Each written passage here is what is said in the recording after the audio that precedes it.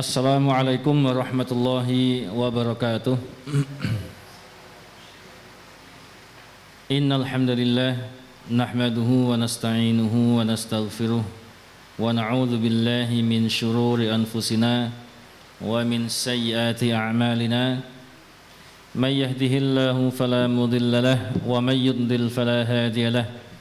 Wa asyhadu an la ilaha illallah wahdahu la syarika lahu wa asyhadu anna Muhammadan abduhu wa rasuluh. Allahumma salli wa sallim ala nabiyyina Muhammad wa ala alihi wa sahbihi ajma'in, amma ba'd.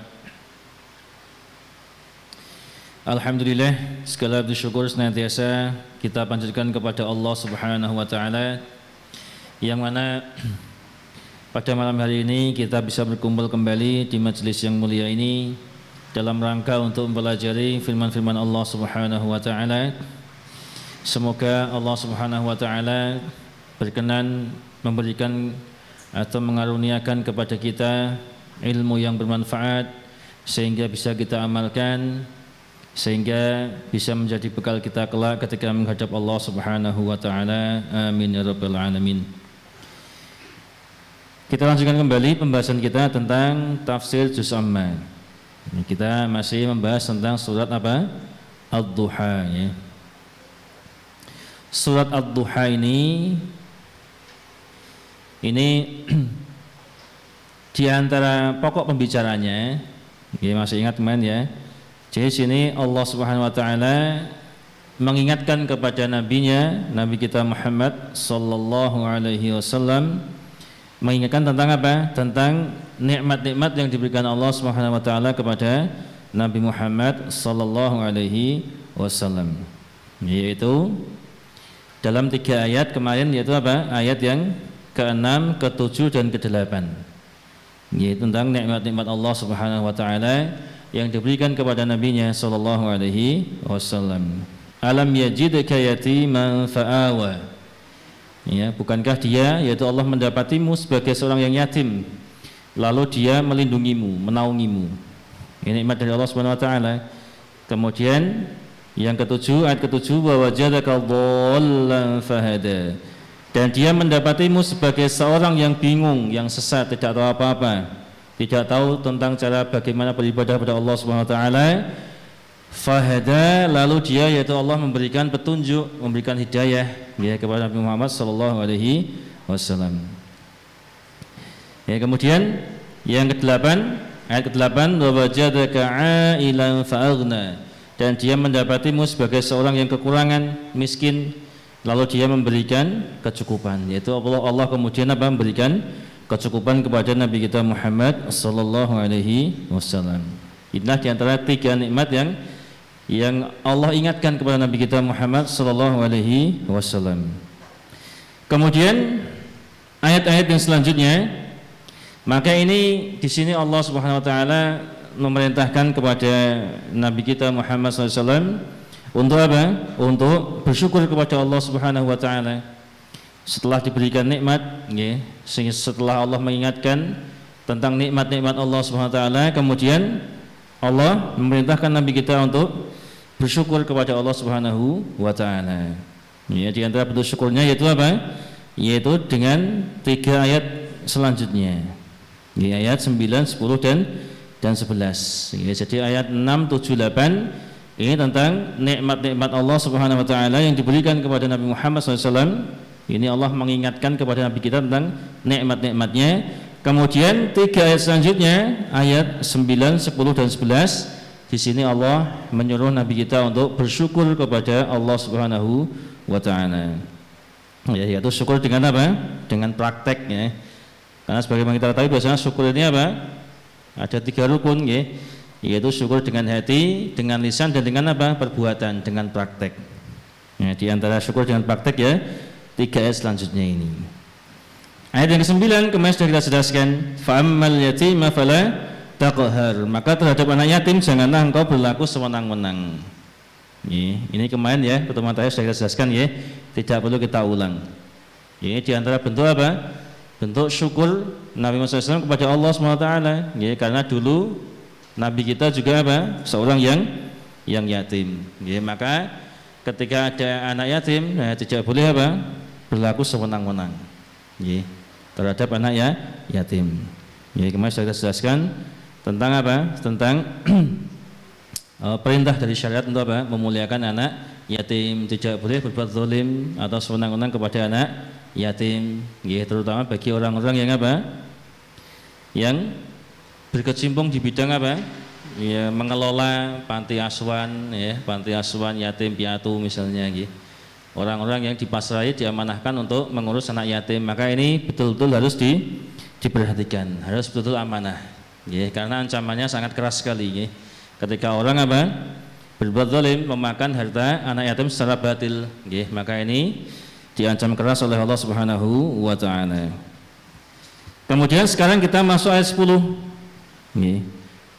Wa ammas sa'ila fala tanhar, dan terhadap orang yang meminta, ya, orang yang meminta, fala tanhar, janganlah engkau menghardiknya. Ya, jangan engkau menghardiknya, jangan engkau membentaknya. Oke, insyaallah malam ini kita membahas tentang ayat 10 ini, masih di apa? Tentang apa? Perintah Allah tentang apa? Tentang bersyukur, nggih. Ini di antara bentuk wujud syukur, nggih, yang diperintahkan Allah kepada Nabi kita Muhammad SAW, nggih, sebagai wujud syukur terhadap nikmat-nikmat yang telah Allah berikan kepada Nabi kita Muhammad sallallahu alaihi wasallam. Yaitu apa di antaranya? Wa ammas sa'ila fala tanhar, dan terhadap orang yang meminta-minta, orang yang meminta, ini janganlah engkau menghardiknya, nggih, atau membentaknya. Nggih. Di sini, ya, di sini tidak disebutkan meminta apa, ya. Dan terhadap orang yang meminta, maka janganlah engkau menghardiknya. Ya. Pertanyaannya, di sini tidak disebutkan meminta apa. Ya. Maka apa maksudnya ini? Orang yang meminta apa, yang kita tidak boleh menghardiknya? Apa ini? Minta uang atau minta makan atau minta apa? Minta apa, Bu? Apa? Semuanya, ya. Karena tidak disebutkan, ya, para ulama menjelaskan apa? Ya, meliputi semuanya. Ya. Supaya ulama menafsirkan apa? Yang pertama, meminta sesuatu yang sifatnya materi. Jadi orang meminta sesuatu sifatnya materi, seperti apa? Uang, makanan, ya, dan sejenisnya, sifatnya materi. Dan juga ini meliputi orang yang meminta ilmu, ya, minta ilmu, Pak. Berarti seorang apa? Seorang bertanya tentang ilmu, ya. Maka ini kita juga apa? Tidak boleh apa? Menghardiknya, ya, tidak boleh menghardiknya. Jadi kalau ada orang minta-minta kepada kita, minta uang, minta makan, nggih, ngemis-ngemis, nggih, pengemis, nggih, minta uang, minta makan, minta sesuatu materi, berarti apa artinya? Pengemis, nggih, pengemis. Dan meminta ilmu artinya apa? Seorang yang bertanya tentang ilmu, nggih, seorang penanya, nggih, orang bertanya tentang ilmu. Maka dua orang ini tidak boleh kita apa? Menghardiknya, nggih, tidak boleh kita menghardiknya. Ya. Meskipun kita tidak memberi, tidak mampu memberi, ya. Misalnya ada orang minta harta, sedangkan kita juga miskin, ya. Kita pas tidak ada uang, maka kita jika harus menolak, ya, itu pun juga harus dengan cara yang baik, yang lembut, ya. Tidak boleh kemudian apa? Menghardiknya, ya. Ranti duit liyane wae kono liyane. Ojo jangan kene, jangan, nggih. Jangan dibentak, jangan dihardik. Ya tolaklah dengan cara yang halus, nggih. Jadi ini meliputi apa? Pengemis, nggih, yang minta-minta, dan seorang penanya. Orang bertanya tentang ilmu. Nggih. Maka terhadap dua jenis orang ini tidak boleh kita apa? Menghardiknya, membentak-bentaknya, nggih, berkata kasar kepadanya. Terus apa hubungannya? Nggih, apa hubungannya? Nggih, antara apa? kita tidak boleh menghardik dua jenis manusia ini, Pak. Nggih. Hubungannya dengan ini sebagai bentuk rasa syukur kita kepada Allah Subhanahu wa taala. Nggih. Apa hubungannya? Kenapa kok ini, Pak? Nggih, perbuatan ini, nggih, kita tidak menghardik, nggih, bersikap lembut terhadap pengemis, nggih, dan juga penanya, orang bertanya kepada kita tentang ilmu. Ini merupakan bentuk syukur kita kepada Allah Subhanahu wa taala. Kira-kira kenapa? Kenapa kira-kira? Hubungannya apa hubungannya? Gimana Pak Yudi? Ya. Hubungannya karena dulu, ya dulu kita semuanya ini lahir di dunia ini apa? Dalam keadaan apa, Pak? Dalam keadaan tidak punya apa-apa dan tidak tahu apa-apa. Betul atau tidak? Jenengan dulu lahirnya gimana? Masih ingat? Ada yang lahir tahu-tahu pakai gelang dari emas, itu enggak ada ya. Tahu-tahu lahir jebrot kemudian langsung baca Al-Quran lancar, itu enggak ada ya. Ada, pernah temui seperti itu, Pak? Enggak ada ya. Enggak ada. Semua manusia termasuk kita, Pak, ini semua lahir dalam keadaan apa? Dalam keadaan tidak punya apa-apa, bahkan pakaian saja juga enggak punya kan, nggih? Telanjang kan, kita lahir telanjang, enggak punya apa-apa, Pak. Nggih. Dan juga tidak tahu apa-apa. Ngomong aja enggak bisa, nggih. Enggak bisa. Ya, kita semua sama. Nggih. Tidak peduli apakah orang awam maupun orang alim, Pak. Nggih. Pak Ustadz, Pak Kiai dulu lahirnya langsung pinter atau tidak? Ya sama. Ya. Lahir dalam keadaan apa? Miskin, nggak punya apa-apa dan bodoh, tidak tahu apa-apa. Sama, Pak. Nggih. Yang sekarang profesor itu, Pak, doktor, itu dulu lahir juga dalam keadaan apa? Bodoh, nggak tahu apa-apa. Nah, akhirnya sekolah dan seterusnya. Nggih. Allah memberikan nikmat berupa ilmu dan seterusnya. Ya, sama, Pak. Enggak ada mentang-mentang dia anaknya Pak Ustadz dan Pak Kiai lahir langsung pinter, itu enggak ada. Enggak ada, Pak. Ya. Jangankan kita, Nabi saja, Nabi Muhammad SAW itu lahir langsung pinter atau tidak? Gimana, Pak? Nabi kita Muhammad SAW itu lahirnya gimana? Langsung pinter atau tidak? Atau tahu-tahu jadi apa? Jadi Nabi? Tidak, ya? Silakan dilihat lagi ayat berapa itu? Ayat 7 ya. Wa wajadaka dhallan fahada. Dan dia mendapatimu sebagai seorang yang bingung, yang tersesat, tidak tahu apa-apa. Enggak tahu cara ibadah pada Allah SWT. Lalu Allah memberikan apa? Petunjuk. Nggih. Nabi saja juga dulu lahirnya apa? Dalam keadaan tidak tahu apa-apa, Pak. Nggih. Maka tidak ada ilmu apa itu laduni atau apa itu, nggih. Tangi turu cucu pinter, nggih. Lahir jebrot hafal Al-Qur'an, itu tidak ada, Pak. Nggih, tidak ada, Pak. Nggih, al-ilmu bita'allum. Ilmu itu didapat dengan apa? Dengan cara belajar. Nggih, tidak ada ilmu sulapan, itu tidak ada, Pak. Nggih. Jadi para ulama itu, kalau kita lihat sirahnya para ulama itu, nggih, perjalanan para ulama, kisah hidup mereka, ya, Imam Syafi'i rahimahullah ta'ala, Imam Bukhari dan yang lainnya. Ini kalau kita lihat perjalanan hidupnya apa? Mereka apa? Belajar, Pak. Dari kecil sudah, nah, sebelum 10 tahun sudah hafal Al-Quran, kemudian belajar hadis dan seterusnya.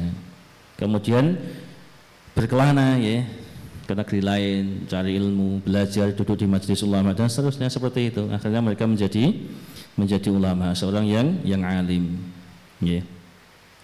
Maka ilmu itu dengan apa? Dengan cara belajar. Ilmu itu dapat dengan cara belajar. Ya, tidak ada ilmu ujuk-ujuk, itu tidak ada, Pak. Ya. Ini ya, jadi apa? Jadi ini dimaksud apa? Meminta di sini meminta apa? Bisa berupa materi, bisa berupa ilmu tadi. Ya. Hubungannya apa? Karena dulu kita juga lahir dalam keadaan tidak punya ilmu, bodoh, nggak tahu apa-apa, dan juga dalam keadaan apa? Dalam keadaan miskin, tidak punya apa-apa. Di antara dalilnya adalah firman Allah Subhanahu wa taala, dalam surat An-Nahl ayat 78. Ya, An-Nahl ayat 78. Allah berfirman, "Wallahu akhrajakum min butuni ummahatikum la ta'lamuna syai'a wa ja'ala lakumus sam'a wal absara wal af'idah la'allakum tashkurun." Dan Allah mengeluarkan kamu dari perut ibumu dalam keadaan apa?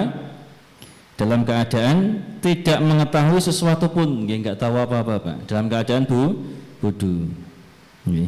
Dan Dia, yaitu Allah, memberi kamu pendengaran, penglihatan dan hati. Kemudian apa? La'allakum tashkurun, agar kamu bersyukur. Jadi dulu kita lahir semua dalam keadaan bodoh, tidak berilmu. Maka kemudian sedikit demi sedikit Allah apa?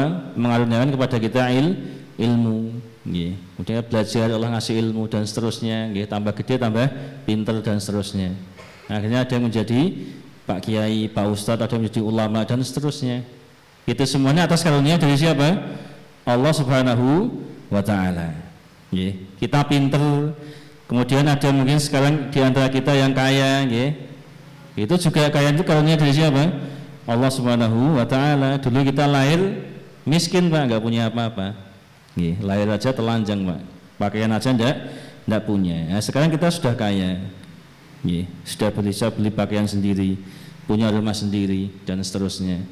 Maka ini semua semata-mata karena dari Allah Subhanahu wa Ta'ala. Maka di antara bentuk cara kita bersyukur apa? Ketika ada orang yang minta-minta kepada kita, entah minta harta, minta duit, minta makan, orang miskin minta-minta, nah, atau orang yang bodoh, masih jahil, tanya-tanya kepada kita, maka kita jangan apa? Jangan menghardiknya, Pak. Senantiasa hendaknya kita apa? Ingat bahwasanya dulu kita juga apa? Lahir dari perut ibu kita dalam keadaan ya tidak tahu apa-apa, tidak punya apa-apa. Maka jangan kita apa? Bersikap kasar kepada mereka. Yaitu pengemis dan juga apa? Orang meminta ilmu. Maka ketika kita sekarang misalnya sekarang kita sudah bisa ngaji, ngaji Quran, sudah bisa lancar, atau bahkan mungkin sudah hafalannya sudah banyak.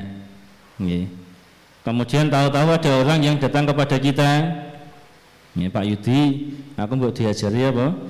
Ngaji Quran, diajari Iqra misalnya. Ingat, Pak, kita dulu juga tidak bisa membaca juga, Pak, grodol juga, Pak. Maka ketika ada orang minta kasih kita, kalau kita bisa ajari, Pak, ajari, sabar, diajari. Jangan kemudian apa? Dihardik. Sampeyan ki tuwa ora iso ngaji, Pak, kowe ya ana yahene iki lah apa. Jangan malah apa? Ya, dihardik, dikata-katai yang menyakitkan hati, jangan. Nggih, monggo Pak, kula ajari. Sak saged kula nggih diajari sabar. Tokan takon ya sabar, Pak. Dulu kita juga seperti itu. Ada orang baru hijrah misalnya, tanya terus, Pak Ustadz ini hukumnya apa? So takon WA, ini hukumnya apa, Pak? Maksudnya gimana? Itu. Dulu kita juga gitu, Pak. Pengen tahu tentang agama. Nah, kalau kita tahu, wajib kita menjelaskan dengan cara yang baik, diajari. Diajari maca Al-Fatihah kok ora iso-iso, sabar, Pak. Wis diajari saulan nek isih urung iso-iso to, Pak, sampeyan iki cek didele. Jangan, Pak. Ndak boleh, Pak, sabar, Pak. Apalagi sudah orang sepuh, orang tua, ini harus lebih ekstra ini ya sabarnya. Karena akan lebih sulit gitu. Lidahnya sudah apa? Sudah kaku semuanya, sulit, Pak. Maka harus sabar, ngajari seperti itu harus sabar. Harus senantiasa kita ingat apa? Dulu kita juga tidak bisa seperti itu, Pak. Kita minta diajari orang lain seperti itu. Maka sekarang kita ada orang minta diajari kita, ya kita ajari semampu kita. Sabar, Pak. Sabar, tidak boleh kita apa menghardik orang-orang seperti ini. Kemudian orang yang meminta-minta atau yang mengemis, maka kita singgung bagaimana syariat ini memandang pengemis, Pak. Nggih. Kalau ada pengemis, orang minta-minta, ini apa tadi? Tidak boleh kita apa? Menghadiknya. Terus bagaimana dengan hukum mengemis? Nggih. Nah, kita juga harus mengetahui, Pak, hukum mengemis, hukum meminta-minta, Pak, tanpa ada kebutuhan yang mendesak. Ini bagaimana hukumnya? Boleh tidak profesi pengemis, Pak? Halal apa mboten niku, Pak, profesi pengemis niku? Daripada nyolong, Pak Ustaz, dak aluk ngemis. Betul ndak, Pak, itu, Pak? Nah, timbang aku kayak nyolong lalu ngemis ini iki. Orang ganggu wong. Iya. Boleh tidak, Pak, mengemis ini, Pak, dalam Islam? Iya. Secara asal tidak boleh, Pak. Iya, haram hukumnya. Ini mengemis, perbuatan mengemis. Ini perbuatan yang sangat tercela dalam agama kita. Ya, hukumnya haram. Mengemis tanpa ada kebutuhan yang mendesak. Iya. Ada catatannya, nggih. Karena nanti ada keadaan orang-orang tertentu yang boleh dia ngemis, Pak. Boleh dia minta, boleh. Nanti kita jelaskan. Tapi secara asal ngemis itu tidak boleh. Kalau bukan karena apa? Kebutuhan yang mendesak, kepepet, Pak. Darurat, tidak boleh kita, Pak. Di antara hadis-hadis yang menjelaskan tentang haramnya meminta-minta ini, mengemis, yaitu di antaranya hadis yang pertama diriwayatkan dari sahabat Abdullah bin Umar radhiyallahu anhuma. Ia berkata, Rasulullah sallallahu alaihi wasallam bersabda, "Ma zala ar-rajulu yas'alun nasa hatta ya'tiya yaumal qiyamati laisa fi wajhihi muz'atu lahmin." Seseorang senantiasa meminta-minta kepada orang lain sehingga ia akan datang pada hari kiamat dalam keadaan tidak ada sekerat daging pun di wajahnya. Ini hadis muttafaqun alaih, Bukhari Muslim. Ya. Yaitu apa? Seseorang, jika dia di dunia ini sering minta-minta, Pak, ngemis-ngemis tanpa ada kebutuhan yang mendesak, maka nanti dia akan datang pada hari kiamat dalam keadaan apa? Wajahnya tidak ada dagingnya, alias apa? Tengkorak, ya kan? Nggak ada dagingnya, tengkorak, Pak. Berarti hukumnya halal atau haram, Pak, ini? Haram toh ya. Kalau boleh ya datang dalam keadaan utuh kan, nah, ini nggak utuh tengkorak, Pak. Ini menunjukkan apa? Hukumnya haram. Terus kenapa kok yang nggak ada daging itu wajahnya, Pak? Kenapa kok bukan tangannya atau kakinya? Kenapa? Kenapa, Mas Didi? Kenapa? Apa? Iya, bagus. Karena letak malu itu di mana? Wajah. Iya toh? Ya. Karena letak malu itu di wajah, Pak. Makanya kalau orang malu itu yang ditutup apanya? Wajah. Enggak ada orang malu yang ditutup apa? Tutup perutnya. Duh, saya malu, Pak Ustadz. Enggak ada. Yang itu mesti apa? Wajah. Karena letak malu itu di mana? Di wajah. Ya, karena orang ngemis itu apa? Dia tidak punya malu. Enggak punya malu, Pak. Ngemis-ngemis itu, Pak. Maka nanti datang pada hari kiamat dalam keadaan apa? Tidak ada dagingnya wajahnya. Ini, makanya ada istilah apa? Muka tembok, ya orang isin, rai gedek. Enggak ada istilah weteng gedek, enggak ada. Kowe wetengmu gedek lho piye. Rai gedek, nggih. Menunjukkan apa? Wong iki ora duwe apa? Ora duwe isin, Pak. Nggih, enggak punya malu. Nggih, ini menunjukkan haramnya apa? Ngemis, nggih, tanpa ada kebutuhan yang mendesak. Kemudian hadis yang kedua, Nabi SAW bersabda, "Man sala min ghairi faqrin faka'annama ya'kulul jamra." Barang siapa meminta-minta kepada orang lain tanpa adanya kebutuhan, maka seolah-olah ia memakan bara api. Maka seolah ia makan apa? Bara api. Ini hadis sahih riwayat Imam Ahmad dan yang lainnya. Ini juga menunjukkan apa? Ngemis itu haram. Dan uang hasil ngemis ini apa? Haram, Pak. Yeah. Kemudian hadis yang ketiga,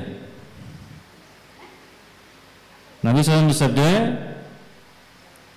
al-mas'alatu kaddun yakuddu biha ar-rajulu wajhahu illa an yas'ala ar-rajulu sultanan aw fi amrin la budda minhu.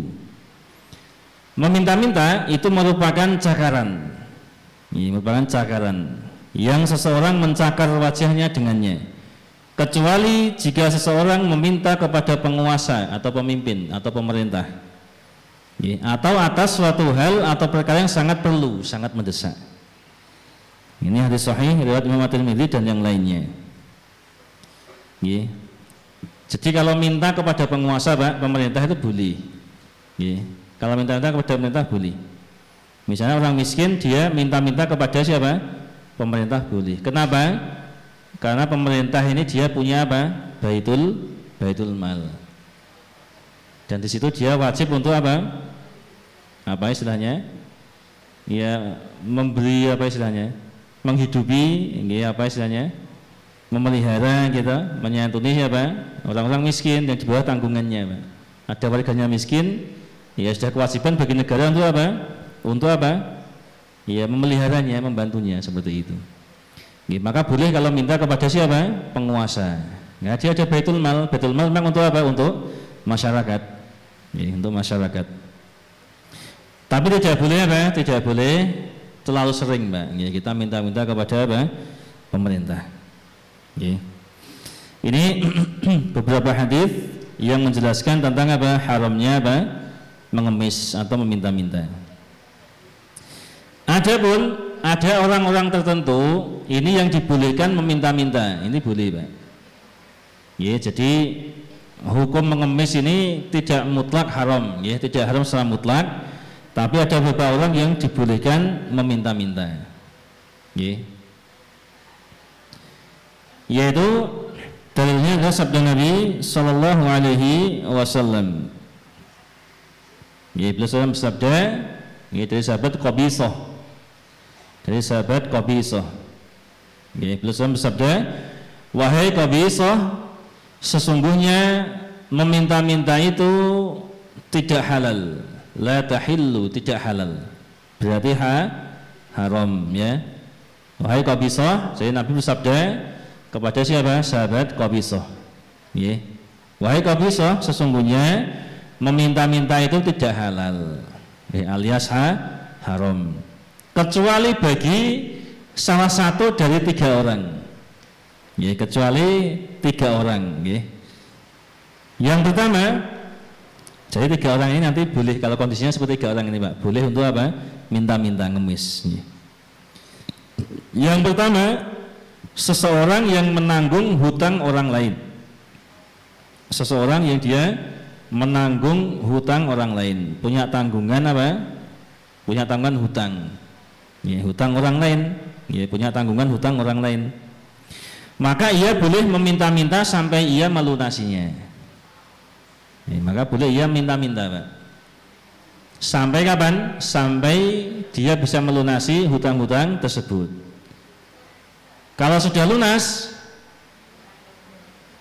boleh tidak minta-minta, Pak? Tidak boleh. Sampai lunas. Kalau sudah lunas berarti harus apa? Berhenti, nggak boleh ngemes lagi, nggak boleh minta-minta lagi. Karena kondisinya sudah apa? Ya sudah lunas hutangnya. Paham ya? Jadi seorang yang menanggung hutang orang lain, maka ini boleh minta-minta, Pak. Sampai ia bisa melunasinya. Kemudian kalau sudah lunas, berhenti, tidak boleh ngemis terus, Pak. Tidak boleh minta-minta terus. Kemudian yang kedua, yaitu seseorang yang ditimpa musibah yang menghabiskan hartanya. Seseorang yang ditimpa musibah yang musibah tersebut menghabiskan harta bendanya. Seperti apa contohnya, Pak? Bu? Seperti apa, Bu? Seperti apa contohnya? Kenapa? Banjir misalnya, ya, banjir bandang. kena tsunami, ya kan, langsung ludes semua kan, nggih, harta bendanya hilang semua, Pak. Nggih. Napa, Bu? Kobongan, nggih. Dalam semalam entek sudah, nggih. Rumah sak rukonya entek semuanya. Sak tabungannya entek semua. Paginya tahu-tahu jadi miskin, nggih. Duit yang ditabung di rumah semuanya habis, Pak. Kemarin masih kaya, besok jadi miskin. Kemarin masih kaya, tahu-tahu malamnya kena tsunami, paginya nggak punya apa-apa, Pak, cuma baju yang ada di badan, jadi miskin, Pak. Nah, orang seperti ini, ya cari makan nggak bisa, nggak punya duit, ya toh, harta benda hilang semuanya, musnah semua. Maka orang seperti ini boleh apa? Minta-minta, minta makan kepada orang lain, ya kan, tidak bisa makan, Pak, hilang semua bendanya, jadi miskin dia. Makanya dia boleh apa? Minta-minta sampai ia mendapatkan apa? Mendapatkan sandaran hidup. Sampai dia mendapatkan sandaran hidup. Kalau sudah ada sandaran hidupnya, dia sudah mulai bisa apa? Sudah bisa mandiri lagi, sudah bisa nyari kerja lagi, misalnya sudah bisa cari penghasilan sendiri, misalnya sudah. Anda boleh ngemis-ngemis lagi, Pak. Ini kondisi orang yang kedua. Kena musibah, yang musibah tadi menghabiskan harta bendanya. Gempa, dan yang lainnya, kan sering itu, di pengungsian dan nggak punya apa-apa, ya tinggal apa? Cuma bisa nunggu apa? Bantuan dari pemerintah, dari apa ya, swasta, ya hanya bisa nunggu bantuan, Pak. Anda bisa ngapa-ngapain, Pak? Nggak punya apa-apa. Ini boleh minta-minta. Kemudian yang ketiga, seseorang yang ditimpa kesengsaraan hidup, seseorang yang betul-betul dia itu miskin, Pak. Sebetulnya miskin dia, Pak. Akan tetapi harus ada 3 orang yang menjadi saksi bahwasanya dia miskin. Jadi seorang yang ditimpa kesengsaraan hidup, sehingga ada 3 orang yang berakal dari kaumnya mengatakan si fulan telah ditimpa kesengsaraan hidup, maka ia boleh meminta-minta sampai mendapatkan sandaran hidup. Paham ya? Jadi kalau ada orang miskin, betul-betul miskin, Pak, nggak punya apa-apa, sudah nggak punya keluarga, dia mungkin sudah tua, sendirian di rumah, janda tua, nggak punya anak-anaknya sudah hilang kemana nggak tahu, nggak ada yang menghidupi, Pak. Nah, ini boleh minta, tapi harus ada apa? Harus ada 3 orang apa? 3 orang saksi dari penduduk kampungnya, bahwasanya si fulan ini betul-betul apa? Betul-betul miskin atau betul-betul apa? Sengsara hidupnya, Pak. Maka tidak boleh kemudian asal kita mengklaim miskin, Pak. Kalau ada bagi-bagi beras raskin, tahu-tahu apa? Jumlah orang miskin menjadi banyak. Sak kampung miskin kabeh, lho kok miskin kabeh piye? Terus pokoknya dibagi roto, Pak Lurah. Nah, gak mau bagi roto rame iki kok. Wah, ini repot, Pak. Padahal beras itu hanya untuk orang miskin. Lah kok sing sugih melu ngiri. Ya sing dikei kok sing kae tok, aku ora. Lah sampean sugih. Ini beras untuk orang miskin. Tahu-tahu semua ngaku miskin, Pak. Saya juga miskin, Pak. Ya, seperti itu. Ini tidak boleh sembahyang seperti ini, Pak. Ngambil beraskin, naik motor, ya. Ngambil bantuan raskin, ada yang naik motor, ada yang pakai gelang emas, ada yang pakai apa, seperti itu, ya. Maka saudara negara menyaksikan, ya, saksi, bahwasanya dia itu betul miskin, ya. Ini karena berapa banyak orang yang tidak mengetahui apa bahasanya meminta-minta itu haram, Pak, secara asal itu. Maka tidak boleh sembahyang kalau kita nggak terdesak, Pak. Sebisa mungkin jangan kita minta-minta pada manusia. Ini harus punya apa? Harus punya harga diri, Pak, menjaga harga diri kita. Kemudian beliau juga meminta-minta selain untuk ketiga hal itu, wahai qabisah, adalah haram. Dan orang yang memakannya adalah memakan yang haram. Ini hadis riwayat Imam Muslim, hadis sahih. Nabi jelas mengatakan apa? Selain ketiga hal itu, selain 3 orang yang tadi itu, Pak, kondisinya selain 3 kondisi tadi, maka orang meminta-minta kondisinya tidak seperti kondisi 3 orang tadi. Selain itu, maka hukumnya haram. Orang memakan harta pengemis tadi, penghasilannya berarti dia memakan harta yang haram. Ini tidak boleh, ya. Jadi kita sebagai seorang muslim, ya, Nabi itu apa? mengajarkan kepada kita untuk apa? Ya, untuk memelihara diri kita dari meminta-minta. Makanya agama kita mengajarkan kita untuk apa? Berusaha dan mencari apa? Mencari nafkah. Ya. Tidak boleh kita menggantungkan orang lain, Pak. Harus usaha cari nafkah, punya kerjaan, punya penghasilan. Ya. Kerja apa saja tidak masalah. Yang penting apa? Yang penting halal.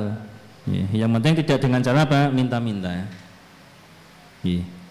Karena harga diri seorang laki-laki ini apa? Yang dengan bekerja, Pak. Kalau laki-laki nggak kerja, nggak punya harga diri dia, Pak.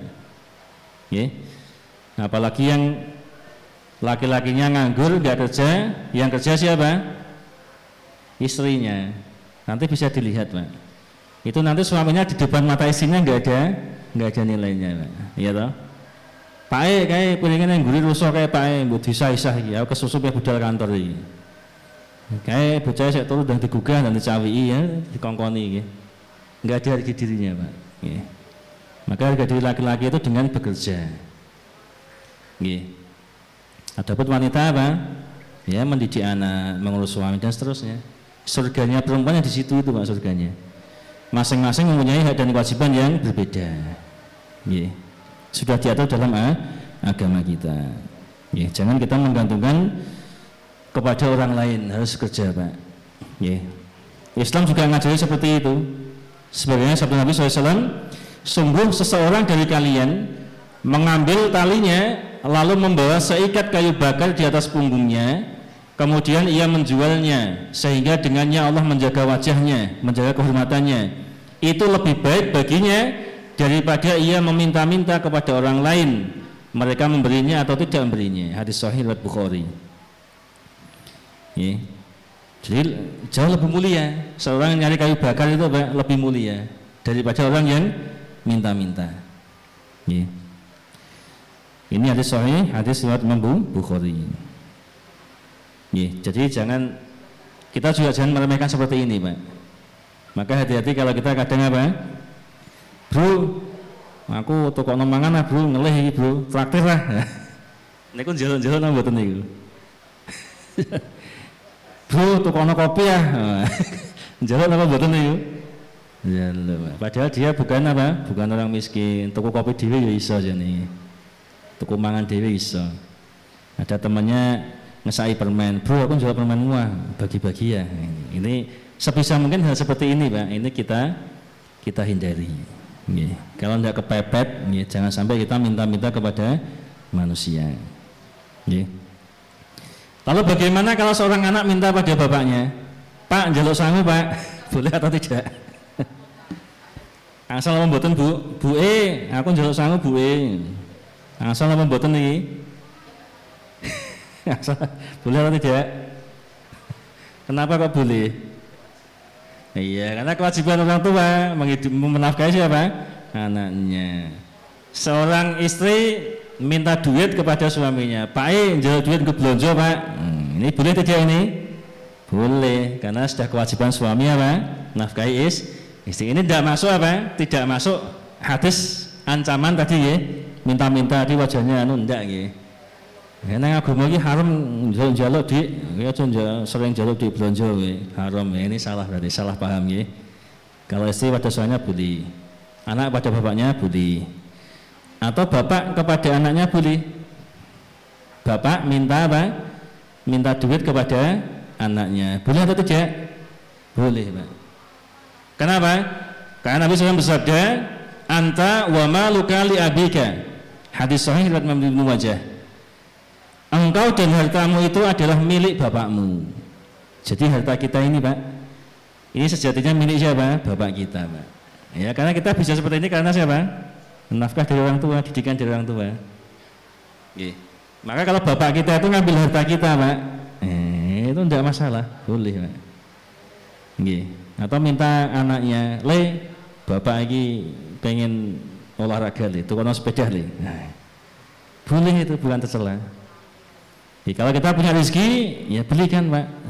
Karena kita itu sejatinya harta kita. Nabi itu bersabda, kamu dan hartamu milik siapa? Ayahmu. Belikan, Pak. Apa yang bisa kita orang tua itu belikan apa? Seperti itu. Ini boleh ya, jadi tidak semua orang minta itu tercela ya. Tapi kalau kondisinya 3 tadi Pak, ini kalau kita perhatikan semuanya kondisinya apa, sangat mendesak gitu, mendesak Pak.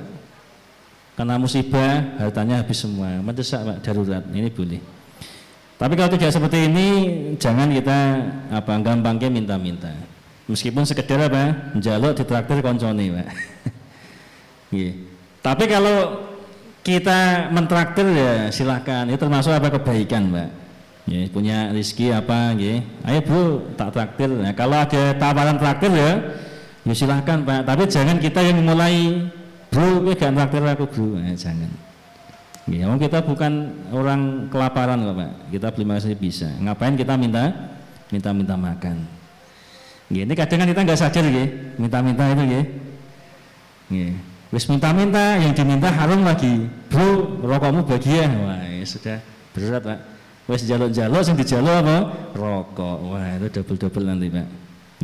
Wallahu a'lam. Mungkin itu dulu Semoga bermanfaat. Mohon maaf jika kesalahan. Subhanakallahumma bihamdika asyhadu an la ilaha illa anta astaghfiruka wa atubu ilaik. Assalamualaikum warahmatullahi wabarakatuh.